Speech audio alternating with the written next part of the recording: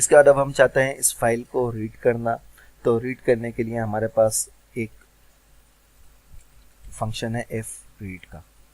F read का function जो है वो भी अपना जो है वो फाइल हैंडल लेता है। अब इसको हम बताएंगे कि कौन सी फाइल चाहिए। माई फाइल, हम इसको कह रहे हैं कि इसको रीड करो, और इसको कहाँ तक रीड करो। हम फॉर एग्जांपल हम इसको कह देते हैं कि 10 बाइट तक इसको रीड करो, 20 बाइट कर देते हैं, 20 बाइट तक इसको रीड करो।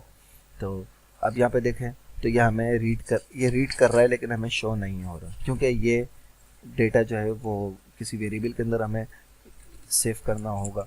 इसको हमने डेटा को इधर सेव करा, उसके बाद यहाँ पे हमने फाइल को जो है वो क्लोज कर दिया है, और यहाँ पे अब हम इको करेंगे $डेटा।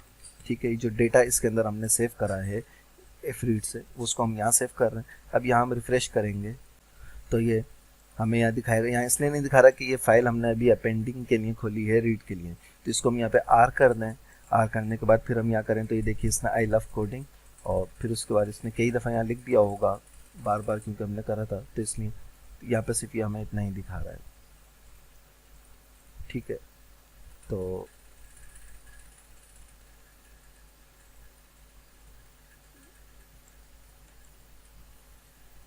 हम इसको ये भी कर सकते हैं कि हम इसको अलग से फाइल यहाँ पे खोल लें रीडिंग के लिए, और इसको बार बार राइट ना करें। तो आई होप कि आपको ये अच्छा समझ में आ गया होगा कि किस तरीके से हम जो है वो फाइल PHP के अंदर बनाते हैं, उसको क्रिएट करते हैं, उसको राइट करते हैं, उसको रीड करते हैं, और किस तरह उसको क्लोज करते हैं। अब मज़ीद इसके फंक्शंस के लिए हम अगली वीडियो में अंदर बात करेंगे।